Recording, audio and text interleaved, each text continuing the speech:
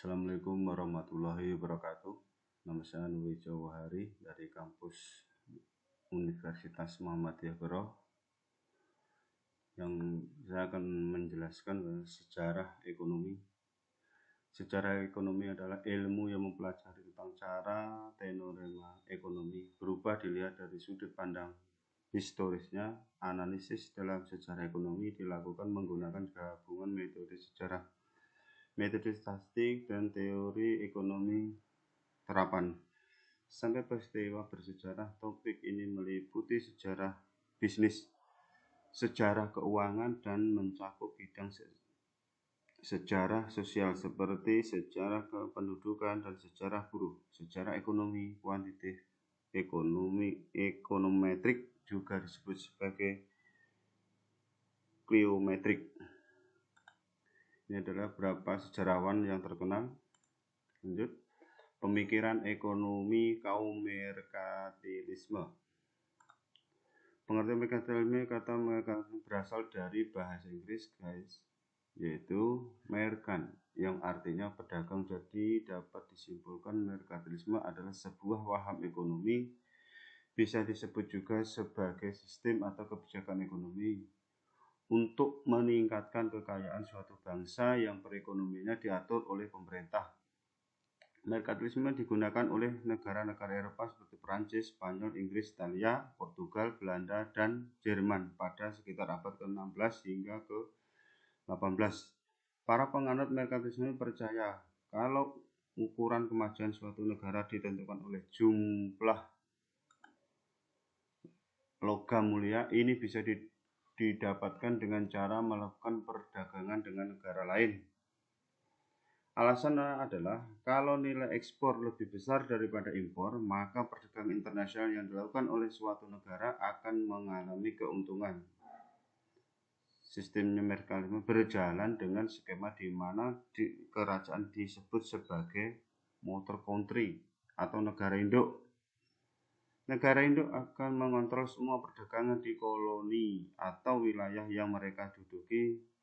Dan hal ini koloni dilarang untuk berdagang dengan koloni lain atau kerajaan lain. Tokoh-tokoh merkantilisme, jadi tercetusnya konsep merkantilisme sebenarnya muncul gitu aja. Sejak abad ke-14 sudah ada beberapa tokoh dan ilmuwan yang mencetuskan teori-teori berisian dengan merkantilisme. Bisa dibilang pemikiran mereka inilah yang kemudian menjadi landasan dari terciptanya merkantilisme. Pemikiran siapa aja yang langsung pemikiran ekonomi kaum fisiokrat. Istilah fisiokrat berasal dari bahasa Yunani, yaitu dari kata physia yang berarti alam dan kratos yang berarti kekuatan. Secara harfiah berarti supremasi alam, yang berarti mereka yang percaya pada hukum alam, believers in the law of nature, hukum alam yang penuh.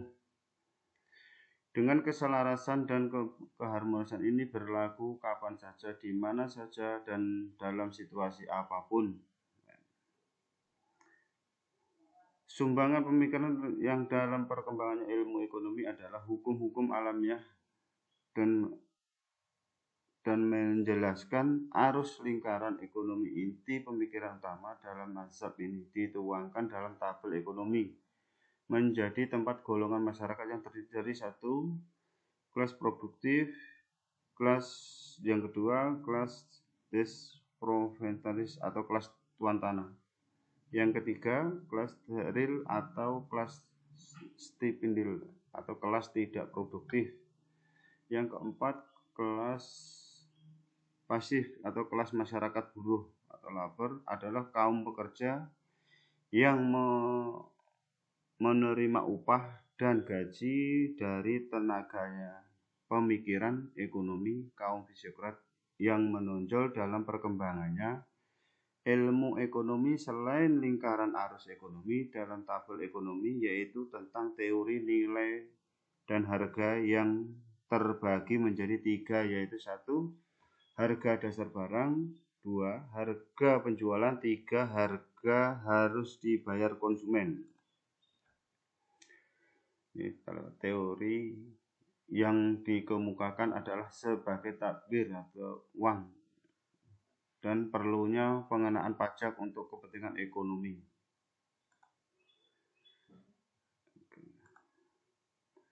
Pemikiran ekonomi mazhab Sokrat seperti yang telah dipaparkan di atas, aliran Sokrat membangun teori mereka berdasarkan konsep hukum alam sehingga mereka menamakan dirinya Fisioratin. Ada 3 hal yang membuat kaum Sokrat terkenal, yaitu 1. Pengikut aliran Sokrat menganggap bahwa teori yang mereka bangun adalah teori yang bersifat objektif, ilmiah, dan berhasil menyusun suatu pandangan tentang tata ekonomi yang menyeluruh dan lengkap. 2. Aliran ini mencetuskan istilah laissez-faire yang sampai saat ini masih menjadi bahan kajian menarik dan memberi corak bagi para ekonomi klasik berikutnya. Kajian yang mereka cetuskan menjadi dasar analisis makro yang mencoba menjawab dari mana datangnya pendapatan nasional dan bagaimana pendapatan itu dibagikan di antara anggota masyarakat. Pemikiran ekonomi kaum klasik.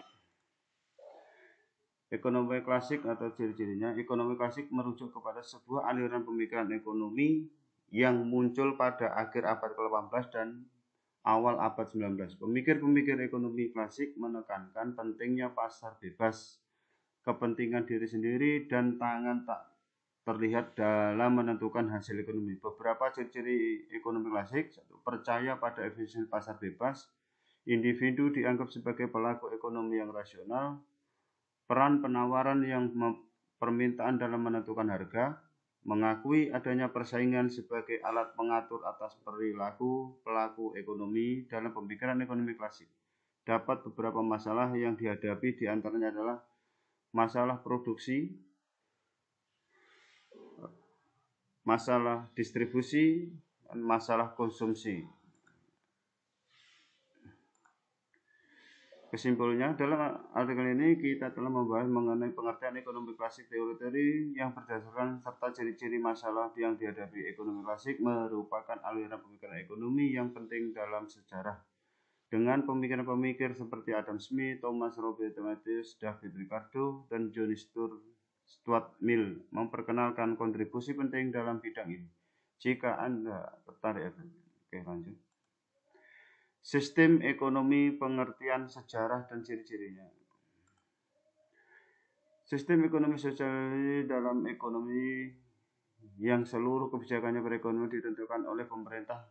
Keterpusatan kebijakan ekonomi oleh pemerintah bisa dikatakan karena sistem ekonomi sosial adalah sistem ekonomi yang didasarkan pada kepemilikan publik atau bersama atas alat-alat produksi. Alat produksi tersebut termasuk dalam mesin perangkat pabrik yang digunakan untuk memproduksi barang yang bertujuan untuk memenuhi kebutuhan manusia. Pengertian sistem ekonomi sosial. Sistem ekonomi sosialisasi juga biasa dikenal dengan sebutan sistem ekonomi komando atau sistem ekonomi terpusat. Jenis kelebihan dan kekurangan contoh. Sejarah mengenal penerapan ekonomi sosial pada sebuah negara yakni Uni Soviet, sementara contoh penerapan ekonomi sosial di era kontemporer misalnya saja di Kuba, Venezuela, atau China. Sementara itu, dilansir dari The Valence dijelaskan pengertian sistem ekonomi sosialis adalah sistem ekonomi di mana alat-alat produksi seperti uang dan bentuk lain dari modal atau kapital dimiliki oleh publik lewat pemerintah. Sejarah pemikiran ekonomi aliran Keynes. The General Theory of Employment, Interest and Money adalah karya tulis Keynes yang paling terkenal. Buku ini ditulis sebagai reaksi terhadap diskusi besar-besaran yang terjadi pada terjadi tahun 1930-an yang tidak berhasil dipecahkan dengan metode klasik dan neoklasik. Dalam bukunya, Keynes menerangkan bahwa pemerintah harus melakukan campur tangan dalam mengendalikan perekonomian nasional dengan kebijakan-kebijakan secara aktif sehingga mempengaruhi gerak perekonomian. Pandangan Keynes itu diperbarui dan dikembangkan oleh pendukung-pendukungnya, baik dari golongan neo-Keynesian maupun post-Keynesian. Penerus ajaran Keynes banyak berjasa dalam mengembangkan teori-teori yang terhubungan dengan usaha menjaga stabilitas ekonomi. Teori tersebut menerangkan dan mengantisipasi fluktuasi ekonomi. Aliran ini juga mencoba untuk mencari solusi atas kegagalan dari ekonomi liberal yang mengusung asas laissez-faire yang beranggapan pasar dan sektor swasta akan mencapai optimal tanpa campur tangan pemerintah. Ini corak corak pemikiran ekonomi aliran Keynesian, 2 teori fluktuasi ekonomi, teori pertumbuhan dan pembangunan. Teori pertumbuhan dan pembangunan. Kebijakan fiskal vs kebijakan moneter, pemikiran ekonomi Simon Kunet 1901-1985. Manfaat pendapat nasional itu dapat mengetahui dan memperbandingkan kegiatan ekonomi dari tahun ke tahun untuk mengukur tinggi ke rendahnya taraf hidup kemakmuran suatu bangsa. 3. Dapat mengetahui struktur perekonomian suatu negara. 4. Membandingkan antara neraca pendapatan nasional dengan neraca pembayaran internasional sehingga dapat diketahui seberapa besar hubungan luar negeri terhadap perekonomian nasional. Pertumbuhan 5. Pertumbuhan ekonomi. Ini ada beberapa rumusnya. Sejarah peradaban dan pemikiran ekonomi Islam. Secara pemikiran Islam adalah salah satu negara terbesar di dunia dengan miliaran penganut di berbagai penjuru. Bahkan Indonesia merupakan negara dengan penduduk Islam terbesar di dunia. Selain mengatur tata cara beribadah kepada Tuhannya, agama Islam juga memiliki seperangkat aturan yang lengkap, termasuk dalam bidang ekonomi. Bahkan dalam bidang ini sudah cukup tua, lebih dari 1000 tahun telah mempraktikkan sistem ekonomi Islam yang kemudian dikembangkan dalam beragam model yang berbeda-beda tiap negara atau suatu masyarakat dari waktu ke waktu.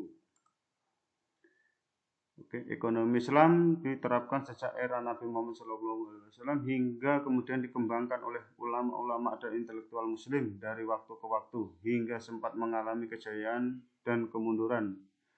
Nabi Muhammad SAW adalah seorang pedagang ulung dan jujur, membawa barang dagangan Khadijah dari Mekah ke Syam.